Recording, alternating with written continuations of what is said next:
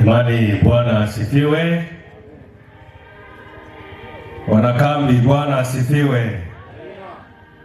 Makambi Miamba 2026. Nitakwenda nikimsubiri Yesu. Bwana awabariki sana. Asubuhi ya leo tunamshukuru Mungu tena kwa kutupatia nafasi hii ya pekee, nafasi ya kunyenyekea miguuni pake, kulishwa na kujifunza neno lake ambalo linatupa uhakikisho wote tunapoliishi kweli kweli kwa uzima wa milele. Na asubuhi ya leo tutaendelea na somo letu la ile imani ya msingi katika mafundisho, imani ya msingi ya 25, ambayo tulisema ya kwamba hata ukaamshwa saa yoyote ukaambiwa hebu tutajie imani ya msingi ya kanisa la Adventista wa Sabato ya 25, ni rahisi tu kusema ujio wa pili wa Kristo. Na jana tulijifunza tukaeleza kile ambacho kinazungumzwa katika unabii wa Agano la Kale na unabii wa Agano Jipya, na tukajikita katika mafungu yanayodhihirisha ujio wa Kristo mara ya pili, uhakikisho wa neno la Bwana. Lakini kana kwamba haitoshi, tukaangalia baadhi ya watu ambao pamoja na kufa walisema kwa tumaini ya kwamba Yesu bado atarudi mara ya pili. Tukamwangalia mtu mmoja ambaye anaitwa William Miller, na tukasema ya kwamba katika kipindi cha mwaka ule wa 1844 wakati ambapo watu wamehubiriwa kwamba Yesu atakuja, kipindi hicho cha mwaka 1844, wakati wa ule unabii wa siku 2300 ambao sawasawa ni unabii na miaka 2300, na alipokuwa anafasiri anausoma unabii huu William Miller, yeye akasema ya kwamba Yesu atakuja mwaka 1844. Lakini jana tukajifunza ya kwamba ilikuwa sio kuja duniani, bali ni kuingia katika chumba cha patakatifu sana kwa huduma ya utakaso wa hekalu. Kwa hiyo tukagundua kwamba tukio lake lilikuwepo, linaeleweka kwa namna hiyo, lakini sio kuja kwa Yesu humu duniani, bali ni kuhama ama huduma hiyo kuelekea katika chumba cha patakatifu sana. Na tukasema jana ya kwamba kwa tukio hilo liliwafanya wengi sana wakasononeka, maana Yesu hajaja, na wengine wakarudi nyuma. Na nikasema ya kwamba pamoja na hayo yote yaliyotokea, bado William Miller kwa miaka michache tu baada ya tukio hilo alipoteza maisha. Lakini kabla hajapoteza maisha alisema bado anatumaini ya kwamba hata kama Yesu hajaja mwaka 1844 bado atakuja. Ulikuwa ni ushindi wa pekee, yaani haikujalisha kwamba ni kitu gani kilichotokea. Yeye anaamini bado ujio wa Kristo mara ya pili uko pale pale, hata kama sio kwa kipindi kile. Lakini jana nikasema kwamba sio tu huyo ambaye tunamjifunza katika historia ya kanisa, na hata ukisoma kwenye kitabu cha Ellen White utaona, ukienda kwenye ile sehemu inayozungumzia habari ya William Miller, maana anaelezwa kwenye kitabu cha Ellen White, utasoma hapo utaona inavyofafanuliwa na inavyoelezewa. Sio tu habari ya huyo ambaye tunajifunza kwenye kanisa. Jana nikawaambia kwamba hata tu wanadamu wa kawaida wanatoaga ahadi na wanazitimiza. Iweje Mungu wa mbinguni ambaye ametoa ahadi, ama Yesu Kristo ambaye ametoa ahadi ya kurudi mara ya pili tukaitilia mashaka? Nikawaambia ya kwamba rafiki ambaye alikuwa ni General Douglas, ambaye alikuwa ni amiri jeshi ama mkuu wa majeshi ya Ufilipino, jeshi ambalo lilikuwa ni kubwa sana, na yeye kipindi fulani walipokuwa wanapigana na Wajapani, vita ikawa ni kali, na mwisho rais wake akamwambia, rafiki, tafadhali ondoka hapa, kwa lengo la kumlinda ili asije akapoteza maisha, yamkini baadaye wakashindwa kuendesha jeshi. Alikuwa na thamani yake, kwa sababu ni amri, aliondoka. Lakini kabla ya kuondoka, naye akawaambia, tazama, ninaondoka, lakini baada ya miaka 2.5 hivi nitarejea. Na jana nikawaambia kwamba na kweli miaka 2.5 ilipoisha, alizungumza kupitia chombo cha habari cha Ufilipino akisema, tazama, mimi Generali Douglas nimerejea tena. Hasa mwanadamu ikiwa yeye anaweza kutoa ahadi na ikatimia, habari gani ya yule aliyetumwa? Habari gani za Yesu ambaye alitufia msalabani? Na habari gani za huyo Yesu ambaye akipaa kuelekea mbinguni akawaambia kwamba tazama, ninakwenda, lakini msisononeke wala msihuzunike, maana ninakwenda kuandalia mahali ili mimi nilipo nanyi mwepo. Na anasema ninakwenda, ni kweli, lakini nitarudi. Na jana tukatazama kwamba malaika wakawaambia watu wa Galilaya ya kwamba wala kwa nini ninyi mshangaa hivi? Tazama, anavyoondoka ndivyo atakavyorejea. Na malaika wakasema, na jana tuliangalia yote. Kwa hiyo ahadi ya kurudi kwa Yesu mara ya pili ni ahadi iliyo ya wazi kabisa. Na jambo la pekee ni hili ya kwamba wale walio wa Kristo, wale walio wanafunzi wa Yesu kweli kweli, wataishi kwa imani. Kwenye hii safari wataishi kwa imani, angali wanamngojea, wakiamini ya kwamba siku moja atarudi tena mawinguni. Jamani, Bwana asifiwe.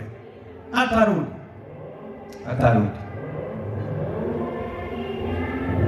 Na sasa leo natamani tuangalie sasa, Yesu kama atarudi ama atakujaje? Yesu atakujaje sasa? Maana tumeangalia, tumeona kweli Biblia inathibitisha ahadi za Mungu ni za kweli. Tulisoma na mafungu ya kwamba anapoahidi anatimiza, na tumeangalia namna ambavyo Agano Jipya, unabii wa Agano la Kale, unabii wa Agano Jipya unavyothibitisha habari ya ujio wa Yesu Kristo, lakini yeye mwenyewe anathibitisha habari ya kuja kwake, na malaika wanasema, tazama, kama mwanangu anavyoenda ndivyo atakavyorejea. Wanathibitisha sasa kuja kwa Yesu kutakuwa kwa namna gani, kujaje? Namba moja, Yesu atakujaje? Namba moja, atatokea ama ataonekana wazi wazi. Ujio wa Kristo utakuwa ni wa wazi. Hilo kama Mkristo wa leo lazima ulielewe ya kwamba ujio wake ni wa wazi, sio wa kujificha. Maana ukisoma kwenye kitabu cha Ufunuo, Yohana anaandika kwenye ile sura ya 1 fungu la 7, tazama yuaja na mawingu, na kila jicho litamwona, na hao waliomchoma na kabila zote za dunia wataomboleza kwa ajili yake. Naam, amina. Hii ni ahadi ya pekee inayotudhihirisha kwamba ujio wa Kristo utakuwa ni ujio wa wazi. Na hapa ndipo utakapoona kwamba tumepewa namna hizi za ujio wake atakavyokuja. Maana leo hii kumezaliwa watu wanasema, unajua Yesu atakuja kule Marekani, unajua atatokea kule Kenya, unajua atatokea si mahali fulani, unajua yamkini wengine wanasema atatokea hapa miamba injili ilikoanzia kwa Tanzania. Hakuna. Yaani ujio wake ni wawazi. Kuja kwa Kristo mara ya pili kutakuwa kuonekana, sio kwa siri kama wengi wanavyohubiri leo, wala ule ujio wa kiroho usioonekana, usiotambuliwa na ulimwengu, hapana, ambayo wengine wanatarajia.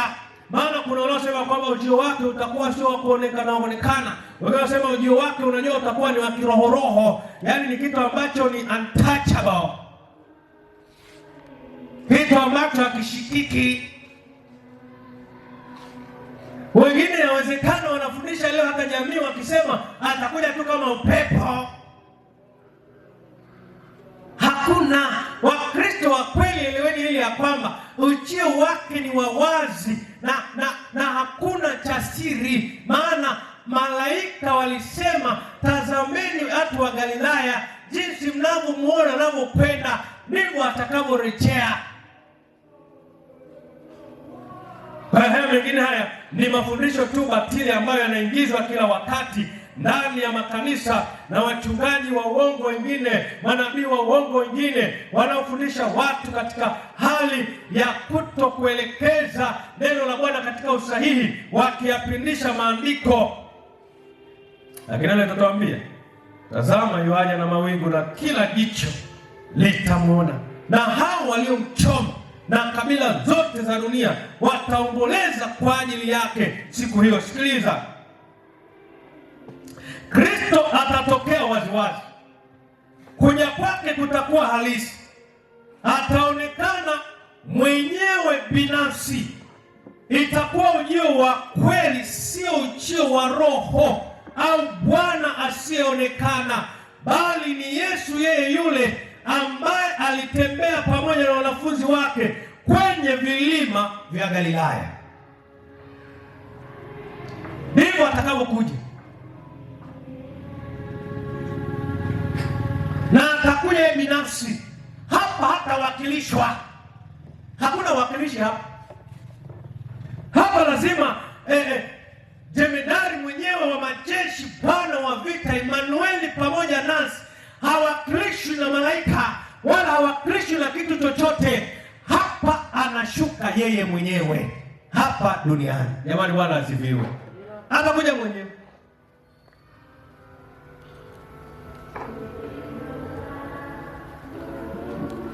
Katika kitabu cha Petro wa kwanza 5:4 nasema, na mchungaji mkuu atakapodhihirishwa, mtaipokea taji ya utukufu ile isiyokauka wakati atakapokuja. Sisi tulio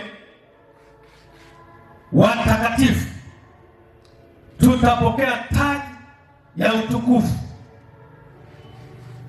Na hapo mbele tutajifunza habari ya ufufuo kidogo, ndipo utakapoelewa sasa wewe utaipokea hii taji ama la.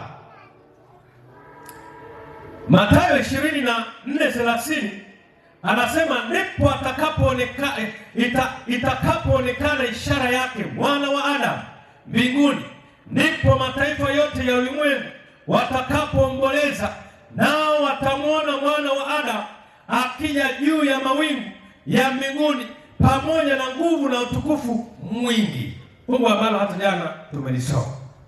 Kwa hiyo ujio wa Kristo, kwa hiyo mafungu mtakatifu na mpendo wa Bwana unayenisikiliza hapa, hakutakuwa ni kwa kificho, hakutakuwa ni kwa siri, utakuwa ni ujio wa wazi kabisa, na kila jicho litamwona. Lakini namba 2, ujio wa Kristo utakuwa ni ujio wa namna gani? Atakujaje? Namba 2, ataonekana duniani kote. Atakuja kwa wazi, namba 1 tumesema, lakini namba 2, ataonekana duniani kote. Kuja kwa Kristo kutaonekana katika kila sehemu ya ulimwengu, sio tu kwa kundi fulani linaloweza kumtarajia, sio kwa kanisa pekee, wala si kwa wenye haki tu, bali kwa kila kiumbe kilicho hai duniani. Na ukisoma katika Luka 17:23-24 anasema, tena watawaambia, tazama kule, tazama huku, msiondoke mahali mlipo, wala msiwafuate, kwa kuwa kama vile umeme umulikavyo toka upande huu chini ya mbingu hata upande huu chini ya mbingu, ndivyo atakavyokuwa Mwana wa Adamu katika siku yake. Na ukisoma katika Isaya 25:9, katika siku hiyo watasema, tazama, huyo ndiye Mungu wetu, ndiye tuliyemngoja atusaidie. Huyu ndiye Bwana tuliyemngoja, na tushangilie na kufurahia wokovu wake. Isaya 25:9. Sikiliza mpendo, hapa ataonekana duniani kote. Yesu akija, kila jicho litamwona. Akina nani hawa watakaomwona? Wale wote watakaokutwa wakiwa hai. Siku Yesu akija, watamwona. Na unajua hili ataonekana duniani kote, linaondoa ile dhana ya watu ambao wanasema ya kwamba atakuja tu mahali fulani, maana kuna watu wenye dhana kama hizo. Kwa hiyo hata Biblia inapozungumzia kwamba kila jicho litamwona, ni kuondoa dhana za watu ambao wana akili za kufasiri maandiko tofauti, ya kwamba atakavyokuja atakuja tu kwa wale waliokuwa safi, ama kwa wale tu waliokuwa wanamngojea. Yaani kwa mfano watu tu hapa miamba hapa mahali ambako injili imeanzia, kuondoa dhana ya watu ambao wanafikiria kwamba huenda akashikia katika milima ya Upareni kwa Tanzania injili mahali ilikoanzia. Dhana hiyo inafutwa. Maandiko yanasema ya kwamba tazama kabisa kwamba kila jicho litamwona na ataonekana duniani kote. Ataonekana kila sehemu. Yaani kama unavyoona nyumbani mwako ukiwasha tu, kama una sehemu ya switch moja ya taa zako, ukiwasha pap, nyumba yote ni pap, ndipo atakapokuja badala hiyo. Yaani wakati mwingine kama vimulimuli zile kama radi zinaopiga pap na unaona kila mahali. Yesu atakuja katika staili hiyo na ataonekana kote. Ataonekana duniani kote. Wale watakaokuta wakiwa hai. Lakini hapa sikiliza, kuna kanapoongezeka. Hata wale waliochoma mkuki, hata wale waliodhihaki msalaba. Maana hawa waliambiwa, tazama nikija mutaniona. Wakina Herode si wamekufa Lakini siku akija hao watatoka tu mahali walipo, ili wamuone yule Yesu ambaye walimdhihaki na kumchoma mkuki, wamtazame na waone katika viganja mahali ambako alipigiliwa misumari, watamuona. Kwa hiyo wale walio hai watakaokutwa wakiwa hai watakatifu, na wale watakaokutwa hai wakiwa waovu, na wale ambao waliokufa waliomchoma mkuki na waliodhihaki msalaba watafufuliwa. Hao watafufuka, wakafufuka special wako wao, watatoka ili wamuone na wadhibitishe, waangalie ya kwamba hivi kweli ni wewe. Maana Yesu aliwaambia, hakika mtaniona na kila goti litapigwa. Unasema mchungaji, unasema nini? Kwani Danieli 2 anasemaje? Hivi ni 12:2 anasemaje? Katika kitabu cha Danieli 12:2 anasema, tena wengi wa hao, ukitaka hapo kasome vizuri hao unabii wa Danieli 12:2. Tena wengi wa hao walalao katika mavumbi ya nchi watamka, wengine wapate uzima wa milele na wengine aibu na kudharauliwa milele. Unajua hii nayo ni amazing sana hii. Ataonekana duniani kote. Kila jicho litamuona. Wale ambao watakuta wakiwa hai watakatifu watasema kwenye hili fungu ambalo tumesema hapa Isaya 25:9, wale watakaokuta hai wakiwa watakatifu, anasema tazama, huyu ndiye Mungu wetu, ndiye tuliyemngojea tusaidie. Huyu ndiye Bwana tuliyemngoja, na tushangilie na kufurahia wokovu wake. Hawa watakaosema hii ni wale walio watakatifu watakaokutwa wakati akija wakiwa hai. Watasema pela mfumano wote kirefu inaombe tushangilieni hapo sasa. Habari ya kifo kwa heri, habari ya majonzi kwa heri. Yaani huyu ndiye sasa nabaki tu saa ya kunyakuliwa kumlaki akija mawinguni, tuvikwe na taji ya ushindi. Yaani mambo safi. Lakini wale ambao watakuta wakiwa hai na ni wadhambi watapiga nduru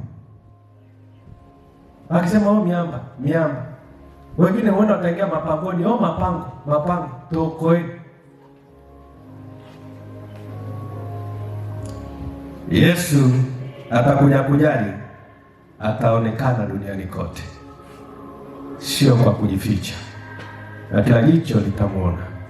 Namba 3, atakuja na utukufu. Yesu atakapokuja atakuja na utukufu. Kitabu kile cha Marko 13:26 anasema, hapo ndipo atakapomwona Mwana wa Adamu akija mawinguni kwa nguvu nyingi na utukufu. Kila atamwona ni sawa akija mawinguni, lakini katika ujio wake ni ujio uliojaa utukufu usio wa kawaida. Utukufu wa viwango vyote vya utakatifu. Anasema Kristo atakuja katika utukufu wake mwenyewe, katika utukufu wa Baba yake, na katika utukufu wa malaika watakatifu 10,000 mara 10,000 na maelfu kwa maelfu ya malaika, wana wa Mungu wazuri, wenye ushindi, wenye uzuri na utukufu mwingi, watamsindikiza atakapokuja. Mahali pa taji ya miiba atavaa taji ya utukufu, taji ndani ya taji. Mahali pa vazi hilo kuu la rangi ya zambarau atavikwa vazi jeupe zaidi, ambalo ukisoma katika kitabu kile cha Marko 9:3 anasema, ambalo hakuna dobi yoyote duniani awezaye kufanya vazi kuwa jeupe hivyo, hata dobi afueje. Hilo taji, hilo vazi likawa jeupe kama ambalo Yesu akalivaa. Atakuja na utukufu akiwa amevaa taji ya utukufu, vazi jeupe la utukufu. Yesu atakuja katika utakatifu, katika utukufu usio wa kawaida, ambapo ndipo hapa sasa akija, ndipo watu wasioweza kuvumilia ule utakatifu na utukufu wake watatimuka, na hata wale watakaofufuliwa, wale ambao walimhaki na wale ambao walimchoma mkuki, wakina Herode, watakapofufuliwa tu wakithibitisha na kuona ni yeye, watakufa, maana pia hawawezi kuvumilia ule utukufu wake. Kwa hiyo Kristo atakuja katika utukufu, atakuja katika utukufu. Wapendwa, this is amazing. Yaani hata hivyo tunasema Bwana tusaidie tusikose siku hiyo. Jamani, Bwana asifiwe. Kusali kwetu na kuwa ndani ya kanisa kusije kukawa kwa bure. Lakini Bwana tusaidie ili siku atakapokuja kwa namna hiyo tumuone akija mawinguni, nasi tufurahie, tuvikwe na sisi utukufu. Jamani, Bwana asifiwe. Lakini Yesu atakujaje tena? Jambo la 4, atakuja na hasira ama kisasi. Hata hapa nisikilize pia kidogo. Hii hasira inayozungumziwa ama kisasi kinachozungumziwa sio kama kile ambacho wanadamu sisi tunacho. Unajua mwanadamu huwa akiwa na hasira na mtu ama akiwa na kisasi na mtu, ni taabu tu. Na ndio maana unaona wengine walio na hasira na mwanadamu wenzake, ni rahisi hata kuchukua panga kumkata, kumuua. Mwanadamu aliye na hasira na mwenzake yuko tayari kupoteza hata familia yake, kuua yote. Mwanadamu aliye na kisasi na mwenzake yuko kila wakati kulipiza visasi. Ni hasira ya mwanadamu iko hivyo. Lakini sikiliza, hasira ya Yesu wakati atakapokuja sio hasira kama ya mwanadamu. Hasira yake ama kisasi chake ni kulingana tu na utukufu alio nao. Watu watashindwa kuuvumilia walio muasi, kwa hiyo wataangamia tu wenyewe. Maana anakuja katika utakatifu na utukufu usio wa kawaida. Wala haji hata kwamba eti anakuja na panga, wala sio kwamba anakuja na mishale, wala sio eti kwamba labda anakuja na mabomu ya nyuklia, au labda sio kwamba anakuja na masilaha ya aina fulani. Yeye tu atakapokuja anapokuja kwa hasira ama kwa kisasi, kwa maana nyingine, kwa utukufu alio nao na utakatifu alio nao, kwa hali tu ile inatosha kwa wale ambao sio wake kwenda kwa mhusika ambaye ni mwenzio, shetani waliyemkubali na mambo yake yote. Anasema kwenye kitabu cha Isaya 2:19, na watu wataingia ndani ya pango za majabali na ndani ya mashimo ya nchi, mbele za utisho wa Bwana na utukufu wa enzi yake, atakapoondoka ili aitetemeshe mno dunia. Kwa hiyo kwa ujio wake tu, utukufu wake tu, utisho wake alio nao, watu watakimbilia kwenye mapango, kwenye majabali, kwenye mashimo, hata wakimbia kwenye mashimo ya futi ngapi. Utukufu wake tu unawafikia, hawataweza kustahimili. Lakini Ufunuo 6:15 anasema, na wafalme wa dunia, wakuu na majemadari na matajiri na wenye nguvu na kila mtumwa na mngwana wakajificha katika pango na chini ya miamba ya milima, wakiambia milima na miamba, tuangukieni, tusitirini mbele za uso wake yeye aketie juu ya kiti cha enzi na hasira ya mwana kondoo, kwa maana siku kuu ya hasira yao imekuja, naye ni nani awezaye kusimama? Watakimbia. Wapendwa mnaonisikiliza, hivi sisi tutakimbia ama tutamsubiri? Maana hakuna kinyonge kitakachovumilia mahali hapo, wala hakuna mwenye dhambi ambaye atasimama siku hiyo mahali hapo. Lakini ashukuriwe Bwana wetu Yesu Kristo, ambaye anatupatia kila wakati neno lake ili tuyaandae maisha yetu kikamilifu. Jamani, Bwana asifiwe. Huyu ndiye Yesu ambaye anatupenda. Ndiye Yesu ambaye hana hasira kama ya mwanadamu. Anatamani niokolewe, anatamani uokolewe. Kwenye makambi haya ulingane maisha yako, utengeneze maisha yako. Wewe na nyumba yako, wewe na familia yako, wewe na mume wako na mke wako. Familia itengenezwe na wewe mwenyewe utengeneze maisha yako, ili siku akija usikimbie, maana kuja kwake atakuja na hasira na kisasi kwa wale waliomkataa, kwa wale waliomchoma mkuki, kwa wale waliodhihaki msalaba. Na cha ajabu, watakapokimbia kwenye hiyo miamba yenyewe itawakataa. Kukataa. Yaani miamba tuangukie, lakini wala miamba yenyewe inawasaliti. Kwa sisi hatuwezi. Kuna wale ambao waliwatumainia wachungaji katika nyakati hizo, atakapokuja atapita nao. Maana kuna watu wameshindwa kumtumainia Kristo, kumtumainia Yesu aliyetufia msalabani, wakatumainia wachungaji wa uongo, wakatumainia wanadamu wa uongo, wakawatumainia manabii wa uongo, wakatumainia maneno ya wanadamu na ya wenye hekima ambayo sio ya kimbingu, ni ya kibinadamu, wakawatumainia. Saa itakapofika Kristo atakapokuja, matumaini yangu walipokuwa wameyaweka yatakuwa hayana nguvu. Tuweke matumaini kwa Yesu Kristo aliye msaada nyakati zote. Jamani, Bwana asifiwe. Ndiko tuweke matumaini yetu mahali hapa, ili akija tusije na sisi tukakataliwa.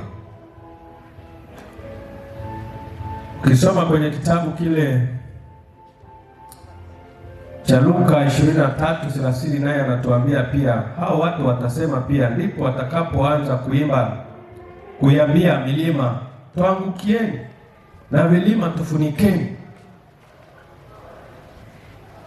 Yaani wewe utukufu wa Bwana unang'aa mpaka unasema jamani, tufunikeni, tufunikeni. Na nakuhakikishia mpendwa, kaa uzuri, maana saa itakapofika wewe ukisema milima tuangukieni, na kuhakikishia saa hiyo hata haitakudondokea tena. Siku hiyo ndio hata jiwe halitakupitia hata kidogo. Yaani unakufa tu kwa utukufu tu hivi. Ushawahi kuona watu ambao wanaenda kujinyonga mpaka kama zinawakataa, yaani ni kama inawaambia wewe bado, lakini anang'ang'ania. Ndivyo itakavyokuwa. Lakini Yesu atakujaje tena? Atakuja mwenyewe. Jambo la 5, atakuja mwenyewe. Tumesema atakuja na utukufu, ataonekana duniani kote, atakuja na hasira ama kisasi ambacho sio kisasi kile kama cha mwanadamu, lakini kwa utukufu wake tu. Wale wote walio waovu hawataweza kuhimili. Lakini jambo lingine, atakuja mwenyewe. Katika Biblia kuna matukio kadhaa ambayo yanainishwa, ambayo yamedhihirisha namna ambavyo wakati Bwana alipotaka kufanya jambo fulani, aidha kwa mji ama alipotaka kupeleka ujumbe wake, mara kadhaa alitumia malaika. Na yako mafungu yanadhibitisha hilo. Lakini ujio wake hapana, hatawakilisha mtu.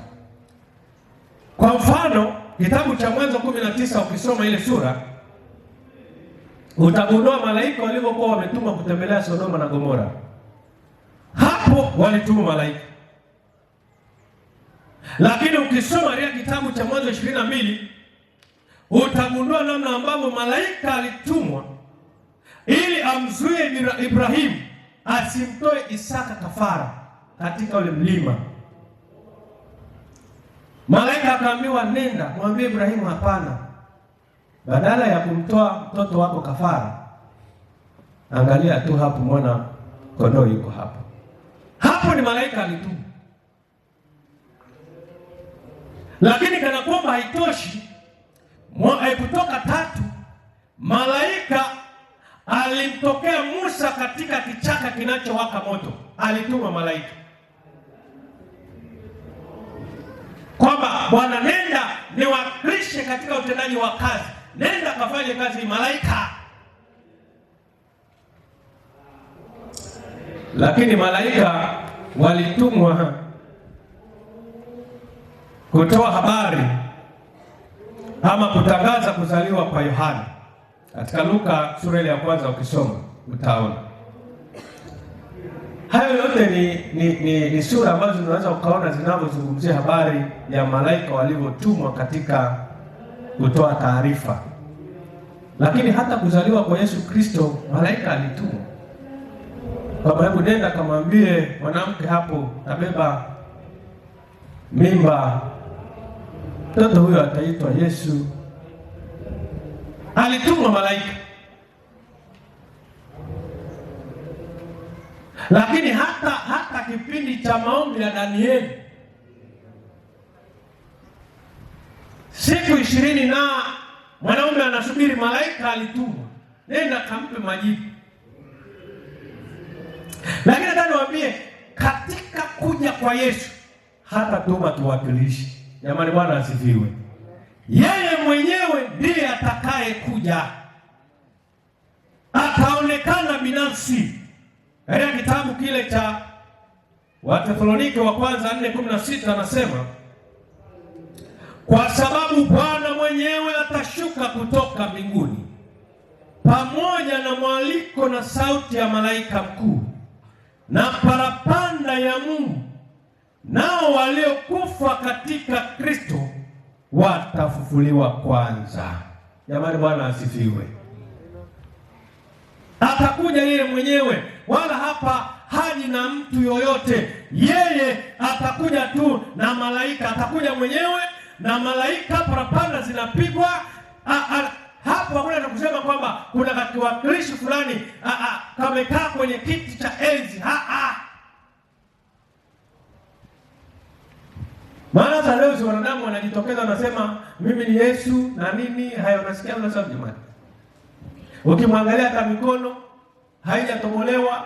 Hata wewe Yesu wa namna gani? Lakini hata alikuwa ametobolewa bado tu sifa hizi za ujio wake za namna atakapokuja tunataka tuzione. Huyo mtu katokea mbinguni, tumemwona wote au ni wachache wamemwona? Au ni watu tu fulani hapa kakundi kamemwona? Hawezi akawa na mwakilishi humu duniani, wala hawezi akawa na mwakilishi yoyote ambaye anaweza akapokea mamlaka yake akamwakilisha yeye kama Yesu. Hapana. Katika sifa zote tulizoziangalia, namna ya yeye atakapokuja, atakuja kujaje, tulivyotazama, lazima hayo yote tuyaone. Lakini tukimwona anapokuja huko, lazima atakuja yeye mwenyewe. Hapo tena si kwamba ni malaika wametumwa kama wawakilishi, kwamba tazameni huyo malaika Gabrieli au malaika fulani ndiye Yesu tu, aminini kwamba ni mimi nakuja kupitia yeye. Hapana, lazima atakaa yeye mwenyewe katika kiti cha enzi, akiwa katika utukufu wa viwango vyote, akiwa amevaa na taji na nini, anashuka mwenyewe huko, parapanda zinapigwa, anashuka na malaika.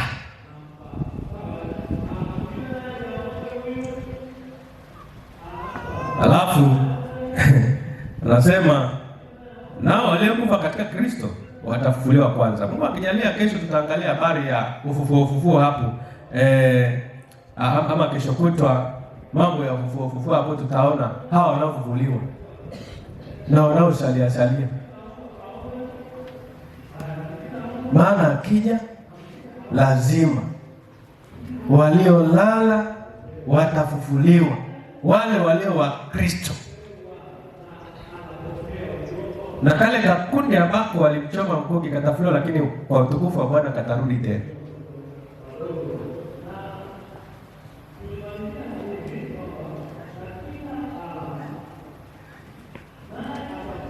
Hili ni jambo ambalo la pekee sana.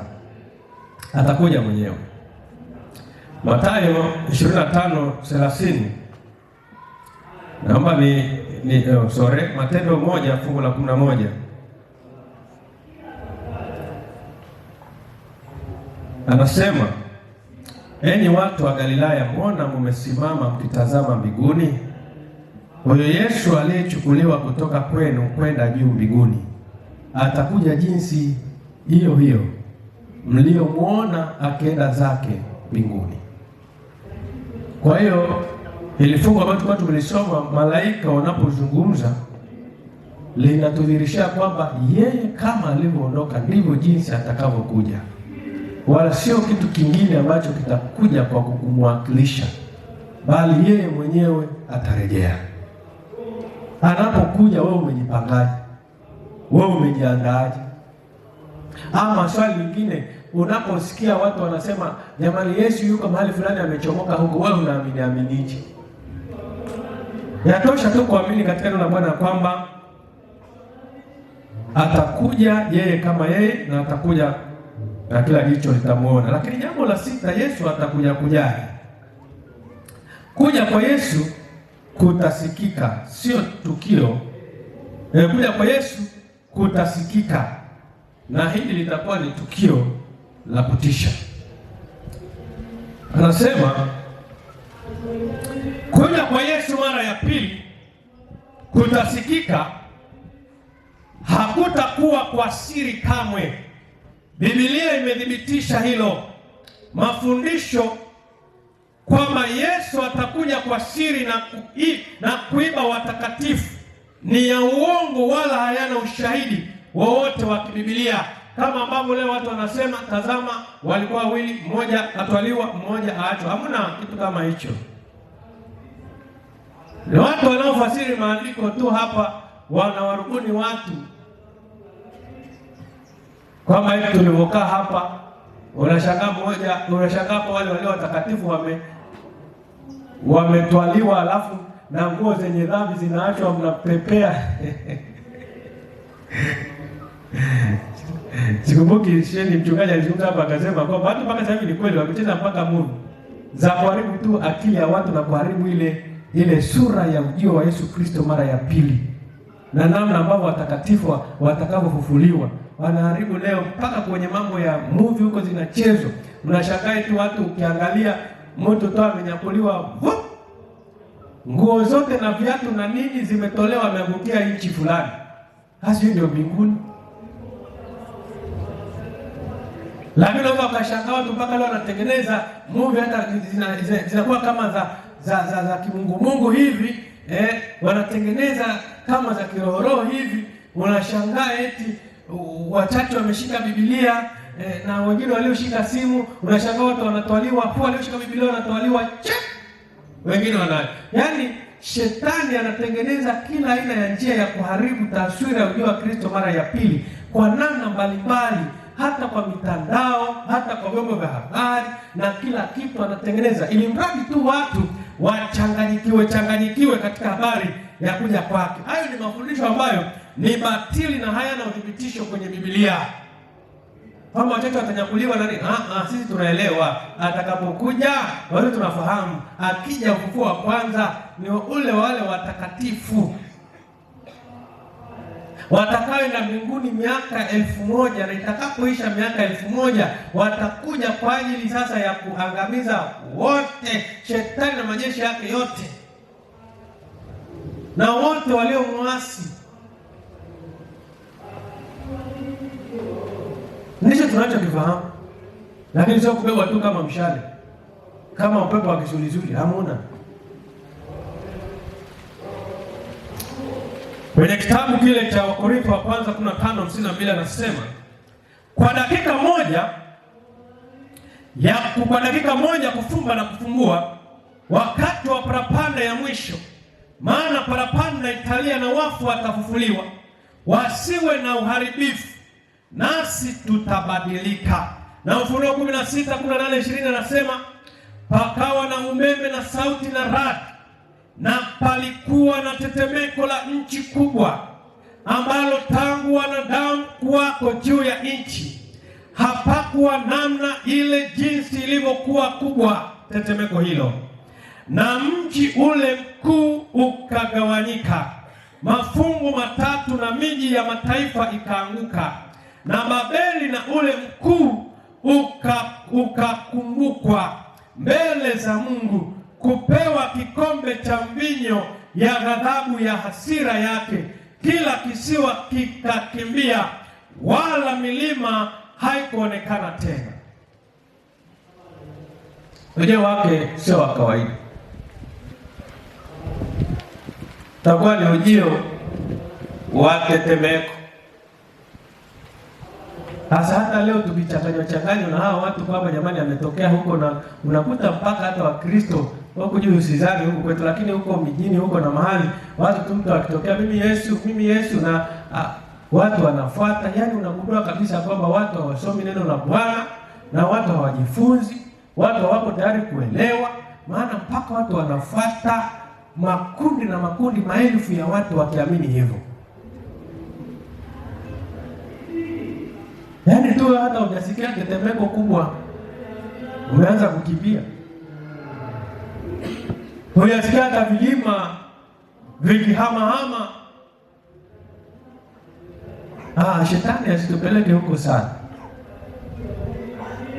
ijapo hata shetani naye maandiko yanasema anaweza baadaye akasema kupitia manabii hata moto ushuka kutoka mbinguni na nini ukashuka. Lakini yote tunapoyaona lazima tujikite katika neno la Bwana kwa kile ambacho linakisema. Kuja kwa Yesu kutakuwa ni tukio la kutisha na tukio la kusikika. Yesu atakapokuja kwa mara ya pili, kuja kwake na aina hizi za ujio wake, ni lazima wanadamu na Wakristo wasafiri wa kuelekea mbinguni. Haya tuyaweke kwenye akili zetu ya kwamba usiwe mtu wa kukurupuka, ama usiwe mtu tu ambaye kana kwamba haujasoma na kuelewa. Elewa ya kwamba ujio wake utakuwa wa hali kama hiyo, kama ambavyo tumesema inapofanya tu marejeo ili kaa vizuri, kama tumesema kwamba kuja kwake kutakuwa ataonekana duniani kote, lakini tumesema atakuja na utukufu, lakini tumesema kwamba atatokea ama ataonekana wazi wazi, lakini atakuja na hasira ama kisasi ambacho sio kama cha kibinadamu, lakini kwa utukufu wake tu yatosha wale waliomwasi kukimbia na kusema milima tuangukie. Lakini atakuja yeye mwenyewe, wala hatawakilishwa hapa na malaika, japo tu atasindikizwa na malaika, na yeye mwenyewe kama jemedari alivyotoka hapa duniani ndivyo atakavyorejea katika hali ya utakatifu. Na jambo la sita ambalo nimelisema, kuja kwa Yesu kutasikika na itakuwa ni tukio la kutisha kama ambavyo tumesoma katika Ufunuo 16, 18 na 20 na kitabu kile cha Korintho wa kwanza 15 na 52.